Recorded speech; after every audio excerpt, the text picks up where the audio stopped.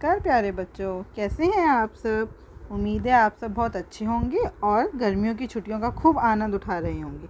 चलिए, छुट्टियों में हम कुछ नया जानने की कोशिश करते हैं। आज हम जानेंगे हिंदी की बिंदी के बारे में। आप यहाँ पे कुछ शब्द देख रहे हैं। इन सभी शब्दों में आपको क्या चीज़ दिख रही है जो सब में है? वो है ये हमारी बिंदी। जैसे कि सुंदर में, पिंजड़े में, रामचंद्र में, जंगल और डंडे में। तो यहाँ पर हमने क्या देखा? इन सब में बिंदी तो लगी हुई है, लेकिन कभी कभार हम क्या करते हैं, इस बिंदी को कहीं और लगा देते हैं। जैसे किसी को सुंदर लिखना था और उसने सुंदर लिखने में बिंदी को यहाँ लगाने की बजाय द के ऊपर लगा दिया, या फिर द के ऊपर नहीं लगाया, बीच में लगा दिया। तो क्या हम अपनी मर्ज़ी से इन बिंदियों को कहीं पर भी लगा सकते हैं? नहीं, बिल्कुल भी नहीं।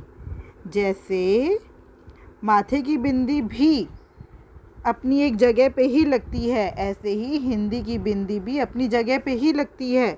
जहाँ हमारा मन करे हम उसको वहाँ नहीं लगा सकते। अब ये कहाँ लगती है? जिस वर्ण के बाद इसकी आवाज़ आ रही होती है, उस वर्ण के खड़े डंडे के बिल्कुल ऊपर। सुंदर स के बाद आवाज़ आ रही है, इसका मतलब स का ये जो खड़ा डंडा है इसके ऊपर लगेगी। सुंदर। पिंजड़े, प के बाद आवाज़ आ रही है, तो अब प के ऊपर मात्रा है, तो मात्रा के बिल्कुल साथ में पिंजड़े। रामचंद्र, च के बाद आवाज़ आ रही है बिंदी की, तो च के डंडे के बिल्कुल ऊपर।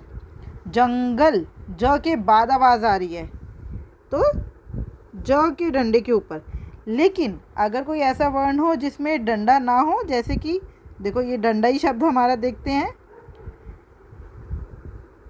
इसमें ये जो छोटी सी हमें सीधी खड़ी रेखा दिख रही है, ये बिल्कुल इसके ऊपर लगेगा, डंडा।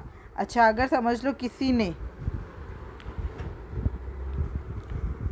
सुंदर में अगर हमने स के ऊपर मात्रा नहीं लगाई, बिंदी नहीं लगाई, द के ऊपर लगा दी, तो अब ये शब्द बदल गया। अब ये सुंदर नहीं रहा। अब इसको बोल के देखो, द के बाद आवाज़ आएगी, अब इसका अर्थ ही बदल जाएगा। ऐसे ही इन सब में अगर हमने बिंदी, यहाँ पे जंगल में देखो,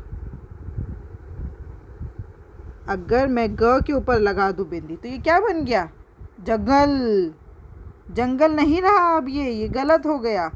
तो हमें बिंदी को बहुत ध्यान से लगाना होता है। जिस वर्ण के बाद आवाज़ आएगी उस वर्ण पे ही बिंदी लगेगी। और शब्द सोचो आप, जैसे कि कंचन, क के बाद आवाज़ आ रही है, क के ऊपर बिंदी आएगी, च न, कंचन। तो अब आप क्या करेंगे? आज आप अपनी किताब के पहले 5 पाठ को अच्छे से पढ़ेंगे। उनके अंदर जितने भी बिंदी वाले शब्द आए हैं उनको रेखांकित करके उनका उच्चारण करेंगे। धन्यवाद।